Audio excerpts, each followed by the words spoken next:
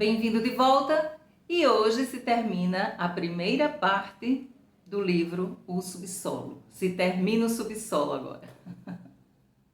A primeira parte, que é a segunda parte, é A Propósito da Neve Molhada. O subsolo se termina hoje. Vou ler meu resumão, capítulo 9, 10 e 11. Para quem não sabe, eu comecei fazendo uma resenha literária do livro, não comecei com resumo. Me deu vontade, porque eu fiz 30 folhas de resumo, de pensamentos, de questionamentos, que resolvi fazer esse resumão. Mas, se vocês buscarem no canal, tem a resenha literária. E espero que vocês também gostem. Vamos começar, vou começar colocando meu óculos e começo com o capítulo 9. Bom, capítulo 9 pretende liberar o homem de seus hábitos antigos e corrigir sua vontade, adaptando-a às leis da ciência e de acordo com o sentido comum. Por que crê que é necessário corrigir ao homem? Por que crê que a vontade do homem requer uma educação? Por que crê que esta educação pode ser útil? Porque crê que sempre é melhor para o homem não ir contra os seus interesses normais, reais, garantizados pelo raciocínio e a aritmética. Isto é, em realidade, só suposição. E por que uma seja a lei lógica, é também uma lei humana? O homem sente às vezes o desejo de sair pela tangente. O homem adora construir caminhos, mas também adora o caos e a destruição. Por quê? Talvez adore a destruição, muitas vezes a busca, isto é, indiscutível, porque teme instintivamente alcançar a meta e terminar o edifício que constrói. Quem sabe? Talvez a vida não tenha um fim que possa se traduzir em uma fórmula do tipo 2 e 2 são 4. 2 e 2 são 4 é um princípio de morte e não um princípio de vida. Vocês entendem, assim, o que ele quer dizer com esse 2 e 2 são 4, que ele tanto martela no livro? Isso é bem interessante. E essa frase, então... Bom, continuamos. O homem parece empenhado em alcançar esses 2 e 2 são 4. Cruza oceanos, arrisca sua vida, mas no fundo teme encontrá-lo, porque quando dê com ele, já não terá nada o que fazer. 2 e 2 são 4 é algo excelente, mas também lhes direi que 2 e 2 são 5 e às vezes algo encantador. Será que o homem só deseja o bem-estar? Mas não é também possível que secretamente deseje o sofrimento? Olha isso. Acaso o sofrimento não pode ser tão vantajoso como o bem-estar? O homem deseja apaixonadamente sofrer, está comprovado. Pergunte a nós mesmos, por pouco que havemos sofrido. É inclusive um erro grave desejar unicamente o bem-estar. Está bem? Está mal? Já não sei. Mas o certo é que às vezes resulta muito agradável e até necessário romper algo. O sofrimento, mas se é justamente a única causa da consciência. Vou repetir. O sofrimento, mas se é justamente a única causa da consciência. A consciência é mais desejável do que 2 e 2 são 4. Depois de 2 e 2 são 4, não fica nada por fazer. Inclusive, nada por saber. O único que podemos fazer, então, é nos entregarmos à contemplação. Continuemos com o capítulo 10. Aqui ele faz uma analogia de um galinheiro com um palácio de cristal, onde se percebe uma metáfora profunda que reflete a visão crítica do autor sobre a sociedade moderna e a condição humana.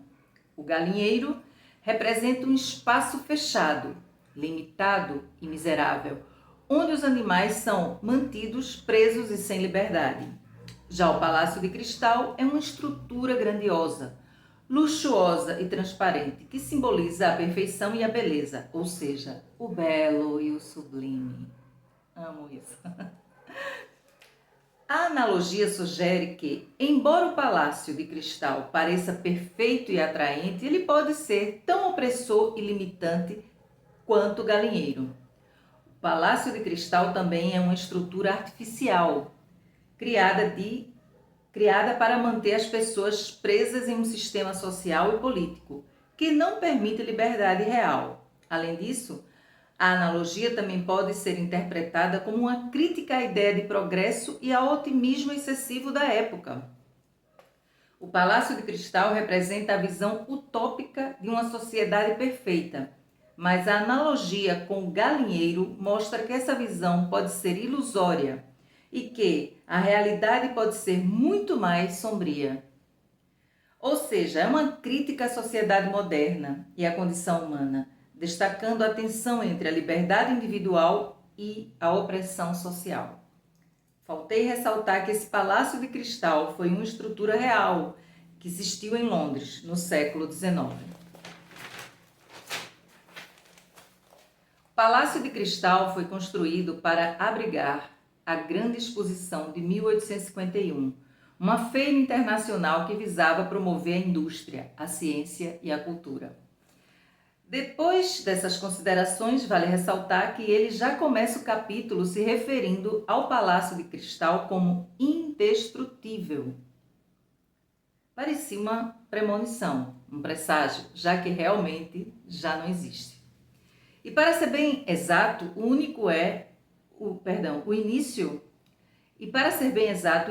é falando com nós leitores que acreditamos nesse palácio de cristal indestrutível, ao que não se pode mostrar a língua nem ameaçar as escondidas. Ele desconfia desse palácio de cristal justamente porque é de cristal e indestrutível, e porque não se pode mostrar a língua nem ameaçar as escondidas.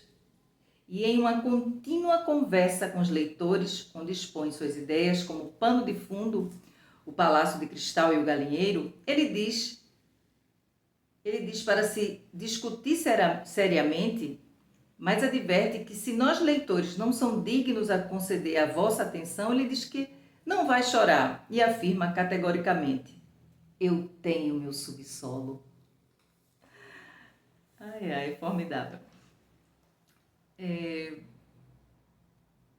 Vou repetir essa frase. E em contínua conversa com os leitores, onde expõe suas ideias como pano de fundo, o Palácio de Cristal e o Galinheiro, ele diz, para se discutir seriamente, mas adverte que se nós leitores não são dignos a conceder a vossa atenção, ele diz que não vai chorar e afirma categoricamente: eu tenho meu subsolo.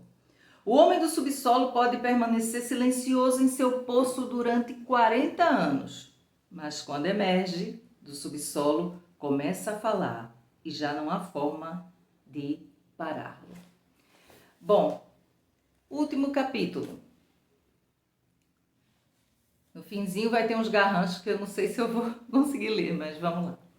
O fim do homem é não fazer absolutamente nada. Aqui ele diz que pode haver dito, agora há pouco, que invejava o homem normal e nega dizendo que o subsolo é preferível à normalidade. E segue dizendo que quiser acreditar no que está escrevendo, mas jura que não acredita nem em uma só e miserável palavra.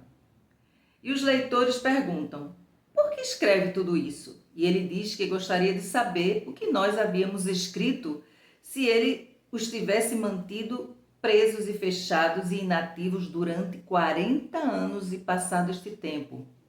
Os havia visitado no subsolo para comprovar no que se haviam convertido. Sim, me havia gostado. Se pudesse deixar durante 40 anos a um homem sem ocupação e só, sim, é vergonhoso e humilhante. Me dizem movendo a cabeça com desprezo. Ou seja, nós leitores, né? Entre as lembranças que todos conservamos em nossas memórias, tem algumas que só compartilhamos com nossos amigos mais íntimos. Outros nem sequer a eles podemos confessar. E, enfim, algumas lembranças que o homem não quer confessar nem sequer a si mesmo. No curso de sua existência, todo homem, seja ou não honrado, acumula grande quantidade destas lembranças. Inclusive, se atreve a dizer que quanto mais honrado é um homem, mais destas lembranças tem. Já termino. Continua dizendo que quer lembrar algumas de suas antigas aventuras e quando pensa em escrevê-las se pergunta se é possível ser sincero consigo mesmo. Se alguém pode dizer toda a verdade e diz que Heine acredita que não existe uma autobiografia exata, porque os homens mentem sempre quando falam de si mesmo e exemplifica Rousseau, que mentiu em suas confissões e fez inclusive por vaidade. Compreende que alguém atribua crimes horríveis exclusivamente por vaidade e compreende também o que é esse sentimento. Mas Heine fala de confissões públicas e ele escreve só para ele mesmo. Se às vezes me dirijo a alguns supostos leitores, é só porque assim lhe é mais fácil escrever suas ideias.